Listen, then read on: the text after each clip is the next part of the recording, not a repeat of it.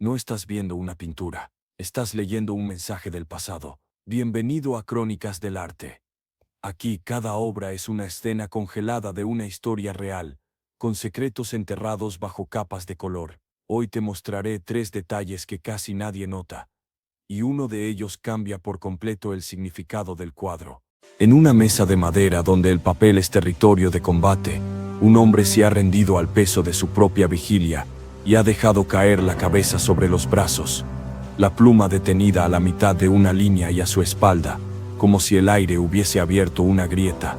Entran la noche, y sus criaturas búhos, de ojos redondos que enseñan dientes, que en realidad son silencios murciélagos, que vibran como telones de miedo, un lince quieto que mira con una lucidez casi herida y un gato, cuyo lomo erizado contiene una sombra más antigua que el lenguaje. Así empieza a respirarse el sueño de la razón. Produce monstruos la estampa en la que Francisco de Goya y Lucientes lanza una sentencia que es a la vez advertencia y método y espejo. La razón dormida engendra aquello que la superstición desea y que la ignorancia celebra, y sin embargo la fantasía unida a la razón es madre de maravillas, de modo que todo depende del despertar y del pacto entre la luz y la sombra. Goya concibió esta imagen hacia los años de finales del siglo XVIII, cuando preparaba la serie de los Caprichos, un conjunto de estampas pensadas como una crítica feroz y lúcida a los vicios de su tiempo, a la necedad orgullosa, a la corrupción que se disfraza de importancia al matrimonio por interés, a la hipocresía clerical y cortesana, a la superstición que captura mentes y almas, en un país que buscaba ser moderno, sin dejar de pertenecer a sus fantasmas. El artista venía de una enfermedad que lo dejó sordo, y ese silencio lo obligó a escuchar otra clase de ruidos, los del interior de su cabeza, y los de una sociedad que hablaba con símbolos en las plazas y en los confesionarios. La técnica elegida no fue casual. El agua fuerte unido al agua tinta con punzón y buril le permitía construir zonas de penumbra vibrante, masas de negro, que son pensamiento, y tramas de gris, que son atmósfera, un claroscuro que no imita el barroco, sino que lo destila hasta convertirlo en semántica moral. El hombre que duerme en el centro, muchos han querido verlo como un autorretrato de Goya, y otros como el emblema de todo ilustrado asediado por la noche. Los búhos que se acercan parecen ofrecerle lápices como si quisieran tentarlo con una inspiración torcida, y los murciélagos son la ceguera que vuela sin rumbo.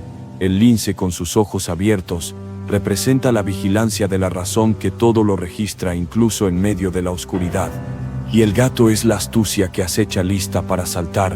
Si el durmiente no despierta, el mobiliario mínimo, papel, tinta, banco de trabajo, señal de que la batalla sucede en el pensamiento. Esa es la escenografía del siglo ilustrado en España, donde el sueño puede ser descanso, creador o abandono culpable, y la palabra sueño tiene ese filo doble en castellano.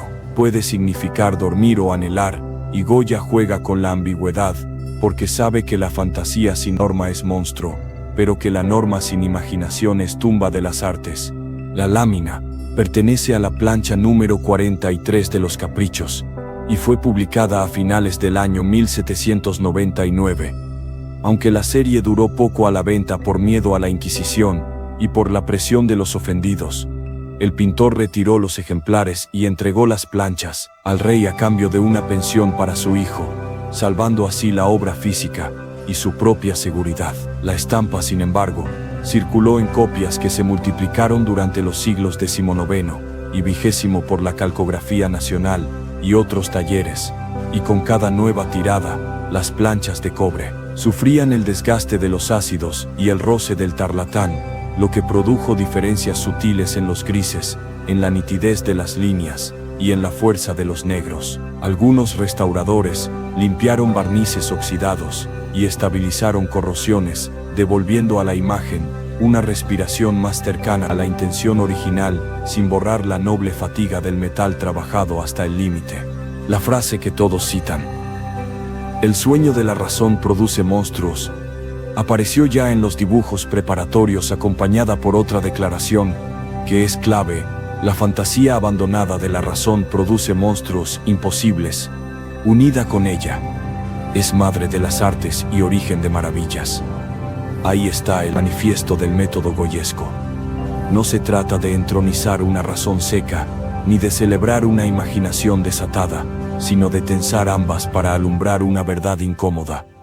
Por eso la imagen no condena a las criaturas nocturnas como si fueran simples demonios, también las muestra con ironía y con una curiosidad casi científica, como si dijera: estas formas viven en nosotros. Forman parte del repertorio de símbolos que nuestra cultura produce cuando baja la guardia. La moral de la estampa es responsable, no puritana. Despierta y trabaja, mira y juzga, no duermas en la zona donde tu vigilancia sostiene la dignidad del mundo. Los caprichos fueron leídos por algunos contemporáneos como sátira de costumbres, por otros como libelo peligrosamente cercano a una crítica de la Iglesia y de la nobleza. La censura rondó la serie desde su nacimiento, y el artista debió plegar velas. No obstante, la placa 43 sobrevivió en el imaginario porque su sentencia es universal, y porque su iconografía no señala a una persona sino a un estado del alma. Más tarde, los románticos verían en ella la puerta a un arte que explora la noche interior. Los simbolistas encontrarían una gramática de animales como signos de psiques, y los surrealistas leerían la estampa como antecedente de la libre asociación de lo onírico. De hecho, la obra ha sido citada como genealogía del siglo de los monstruos modernos, donde el sueño del progreso, cuando olvida su responsabilidad, produce horrores políticos y técnicos que la inteligencia debió prever. Goya se adelantó al siglo industrial y a los totalitarismos con una sentencia simple: si la razón duerme, la historia despierta. Monstruos. No faltaron interpretaciones más sutiles que vieran en los búhos no solo la necedad sino también la falsa erudición, el saber hueco que se complace en citas y en latines, sin tocar jamás la realidad. Murciélagos, como trozos de noche que borran los contornos de las cosas. Un gato como la superstición que ronronea hasta volverse maullido, y un lince como el ojo crítico, capaz de ver en la oscuridad. El propio Goya sitúa su rostro entre los brazos, no para ocultarse sino para medir el peso del cansancio del que lucha con la pluma contra poderes que actúan con cuchillos de rumor. La composición está atravesada por diagonales que invitan a entrar desde la esquina inferior derecha hasta el remolino de alas en la parte alta, y a regresar luego a la mesa donde la claridad mínima insiste. La pluma detenida es un instante, no un desistimiento. La lámpara ausente está en la frente del durmiente que al despertar seguirá escribiendo. La técnica es parte del sentido. El agua fuerte dibuja la estructura del mundo. La agua tinta derrama las umbras donde los monstruos pueden anidar, y los toques de punta seca dan esa electricidad nerviosa al pelaje, a las plumas, al borde del papel. Goya domina la alquimia de los baños de ácido y de las resinas para graduar los grises, como si estuviera escribiendo música con sal y fuego. El resultado es una atmósfera que no es naturalista sino mental. Una noche que sucede dentro de una cabeza, y a la vez en una nación. Ese doble registro convierte a la estampa en emblema de una España que discute entre la luz de los ilustrados y la inercia de sus sombras más antiguas. Hay también un hilo biográfico que no conviene ignorar. El pintor había quedado sordo, y esa ruptura con el sonido del mundo exterior le abrió una escucha radical hacia su interior. De esa escucha nacieron brujas, aquelarres, asnos, disfrazados de doctores, y también este taller nocturno donde la razón extenuada baja la guardia, y el sueño trae una fauna de advertencias, que son al mismo tiempo tentaciones. Es duro decirlo, pero el monstruo no viene de afuera, viene de la grieta de nuestra vigilancia. Por eso el mensaje no es de exorcismo, sino de responsabilidad. Ese es el filo ético de la imagen. La historia material de la estampa guarda sus propias heridas y curaciones. Copias de distintas épocas muestran variaciones en la nitidez de la leyenda, en el brillo de los ojos del lince, en la densidad de la nube de murciélagos y búhos. Los conservadores han debatido cuánto limpiar, cuánto dejar de la pátina histórica para que el espectador moderno respire lo que Goya quiso y a la vez escuche el paso del tiempo. Esa discusión técnica entronca con la lectura filosófica. ¿Hasta qué punto debe limpiarse una sociedad de sus capas de costumbre sin borrar su memoria? ¿Hasta qué punto conviene despertar sin destruir el sueño creador? Cuando la fantasía se casa con la razón, las artes florecen. Cuando se desposan con la ignorancia, nace el monstruo. Esa es la brújula. Algunos han querido encontrar tabúes y guiños secretos, y no les falta terreno simbólico, porque la iconografía animal en Goya es un vocabulario moral búho como sabiduría verdadera, y como sabiduría falsa, según el contexto murciélago como ceguera y contagio de sombras, gato como temor y engaño lince, como lucidez que traspasa el velo. No hay mensaje ocultista ni cofradía misteriosa, hay una pedagogía severa y compasiva dirigida a un lector que sabe ver doble sentido, y reconoce en sí mismo el teatro de estos signos en el margen inferior.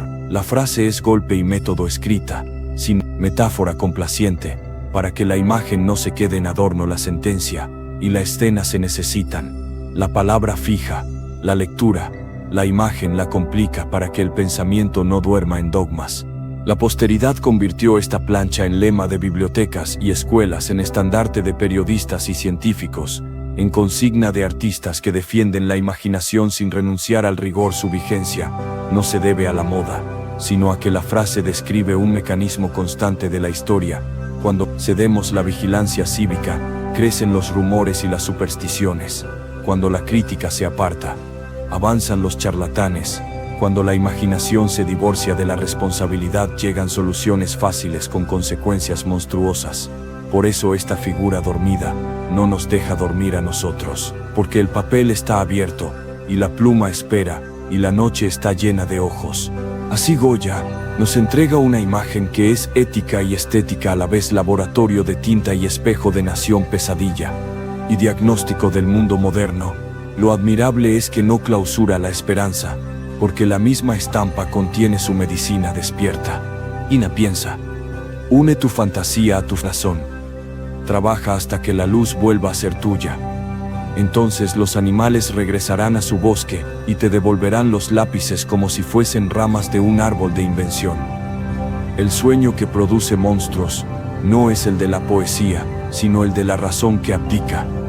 Cuando la imaginación y la crítica se dan la mano, nacen obras que curan mundos. La estampa lo dice con el idioma austero del cobre y del ácido, y con la ternura secreta de un hombre que supo que la noche existe, pero que la lucidez también, y que entre ambas se juega cada día el destino de una vida, de un oficio y de un país.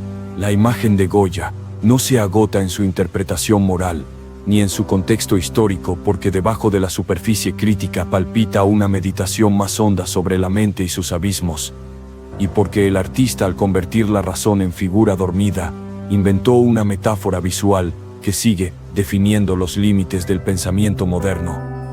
Esa figura apoyada sobre la mesa no es solo un sabio cansado, es el propio siglo que, extenuado por discutir entre dogma y ciencia, entre superstición y progreso, se abandona al sueño creyendo que al cerrar los ojos la oscuridad desaparecerá, y ocurre lo contrario al dormirse.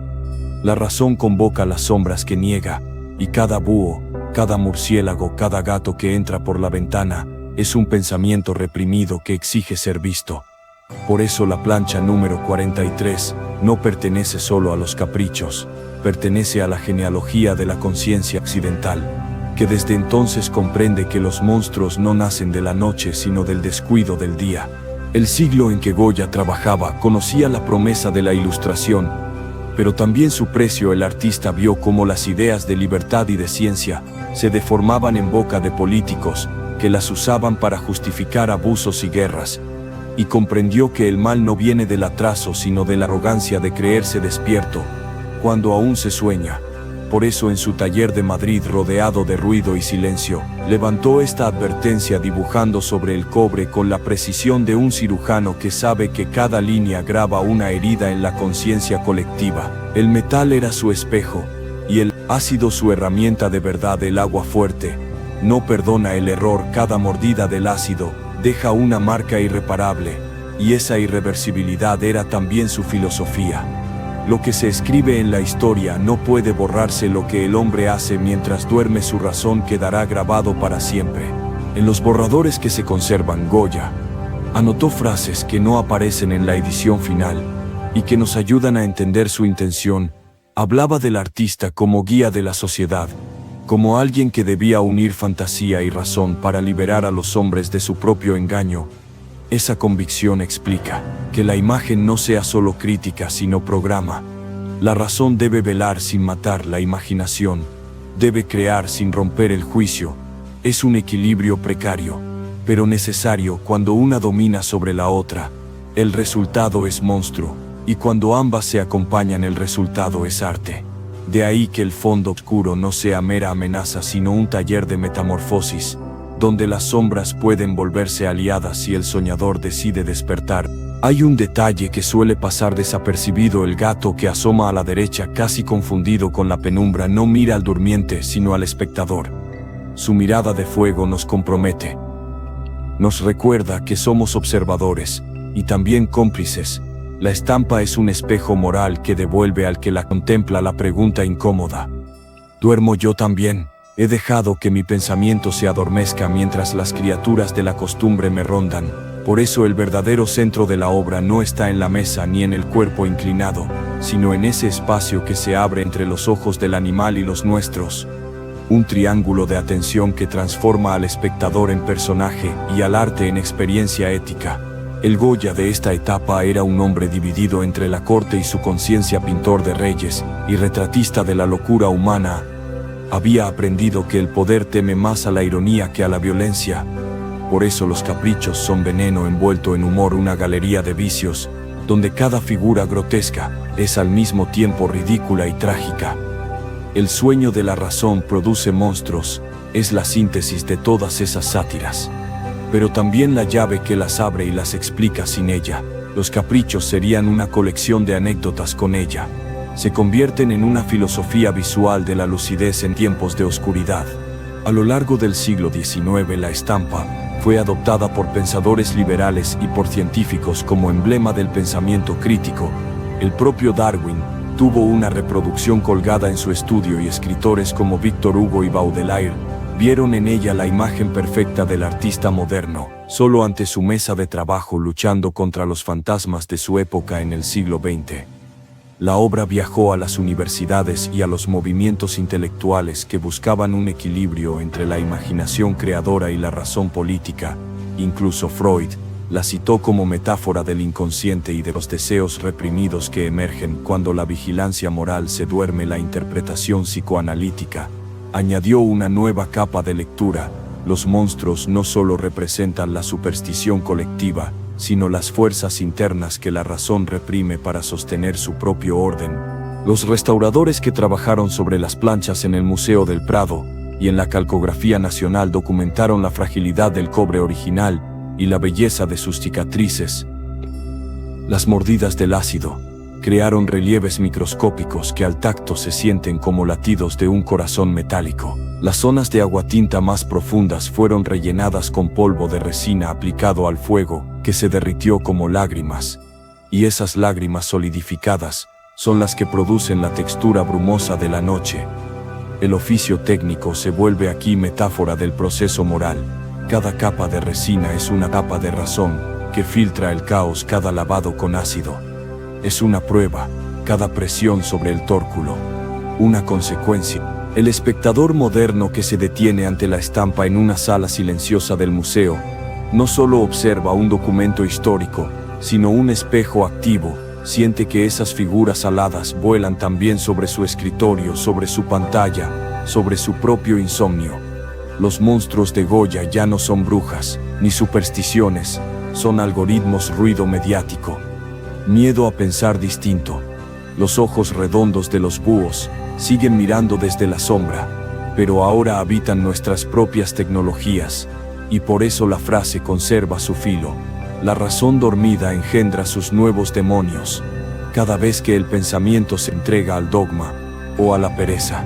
La advertencia sigue vigente como un reloj moral que suena desde el cobre, cada vez que el mundo olvida que la lucidez se conquista todos los días. En la penumbra del taller imaginario donde Goya grabó esta plancha, podemos verlo inclinado sobre la lámina, escuchando el siseo del ácido que corroe el metal. Un sonido semejante al de una serpiente o al de una respiración que sube desde la tierra. Y mientras el ácido trabaja, el artista medita sobre su país, sobre los niños que aprenden dogmas, en lugar de ideas sobre las mujeres sometidas a supersticiones sobre los hombres que confunden el poder con la razón, y en ese pensamiento se va formando la estampa, como un espejo de advertencia. No contra la noche, sino contra el abandono de la conciencia. El cobre se convierte así en altar, y el grabado en oración laica. Las criaturas que rodean al durmiente no son idénticas, unas sonríen, otras parecen gritar, y algunas simplemente observan ese coro desigual. Sugiere que el mal no tiene una sola cara, que los monstruos de la razón dormida pueden ser dulces o ridículos tanto como terribles. Los más peligrosos son los que parecen inofensivos, los que se disfrazan de sabiduría, los que hablan con voz amable. La lección es sutil. La razón no debe expulsar a la fantasía, sino domesticarla, convertirla en herramienta de invención moral. Por eso el título no se refiere a los sueños en general, sino al sueño de la razón. Es decir, al momento en que la mente abdica y se deja arrastrar por su propio cansancio. Cada trazo del grabado contiene una energía que todavía vibra, como si Goya hubiera querido encerrar un relámpago en el cobre. La línea que forma el lomo del gato es un eco de sus estudios anatómicos. La curva del ala del búho repite el movimiento de los pinceles en sus cuadros de brujas.